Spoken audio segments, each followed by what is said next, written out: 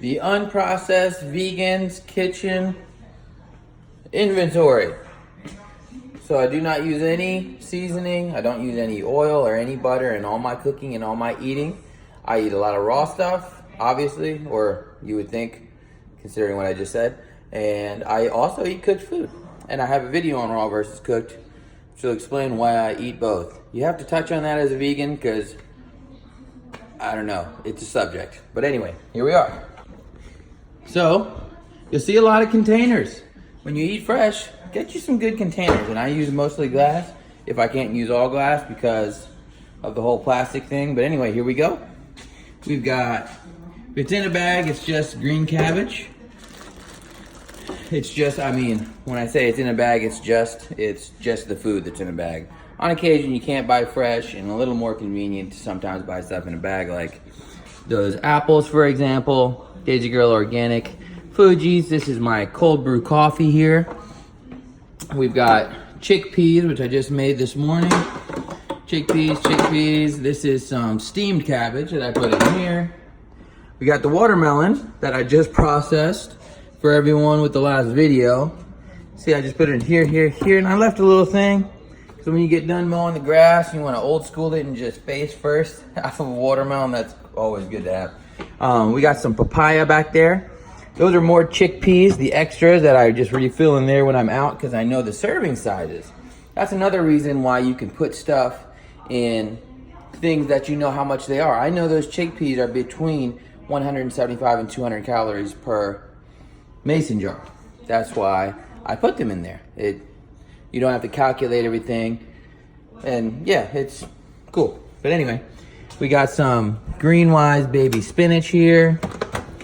Let's see here. And then some more cabbage down here.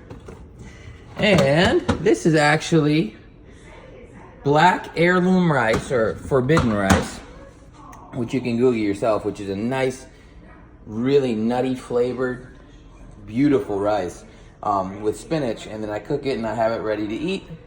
If you notice, it's not packed. Now, I'm just eating for myself, number one. And number two, all that stuff, it goes bad. So, yes, I go to the grocery store a little more often. But, I mean, that's going to last me for a few days, at least. But all that stuff goes bad. So you eat what you have. I don't have all these packaged things that's going to sit there and go past their expiration date and all that nonsense. My freezer is kind of slim. Blueberries, I'll put them in a smoothie every now and then, or I'll steam some sweet potatoes, and then when you're done steaming them, just add the blueberries right away, and I stir it up and I just let it sit for like an hour or two. I don't really like them. I don't like anything that hot because I think the flavor's not in it. And then I actually just put them in the fridge, and then cold sweet potatoes and blueberries mixed together. Ooh. Anyways, so the pantry. We've got a can of pinto beans, some organics just in case. Got some wild rice to cook. This is the black heirloom rice. I've just put it in here. It's dry, not cooked yet. This is buckwheat kernels in an old honey jar that I used to eat. I don't eat honey anymore. Chestnuts. Organic chestnuts. Chestnuts are the lowest fat nut. Almost no fat in chestnuts. They're softer. They're very ubiquitous in the sense that they take on a lot of flavor. You can go savory with them. You can go sweet with them. Yeah, that's a cool little look. You should look up chestnuts. It's not just from the Christmas song. Anyway, this is quinoa here. And last but not least, in a package, these are awesome. If you have not checked those out, raw wraps made with, I'll show the ingredients right there. I don't know if that was blurry, but it's organic zucchini, apple, flax seeds, coconut, turmeric, onion, jalapeno, and cayenne pepper. So it's all raw, very low in fat, and gosh, it's good. So there you go. That's no extra salt in anything, except for those pinto beans, and it's the low sodium ones if you can't see. But that's why also preparing stuff yourself, you don't need any extra seasoning. You don't need any of that stuff. Now, I understand that this is not, in a sense, doable for most people. But I don't, and at the same time, I don't. What do you mean it's not doable? Like, oh, you can't stop eating something? That's BS. You're spoiled rotten for saying that. Everything is an acquired taste. I ate they're referring to it now as the SAD diet, the standard American diet, for 31 years. I ate meat for 30 years. And I've stopped eating meat. I'm never gonna eat it again. And everything's an acquired taste. You can acquire a taste for anything.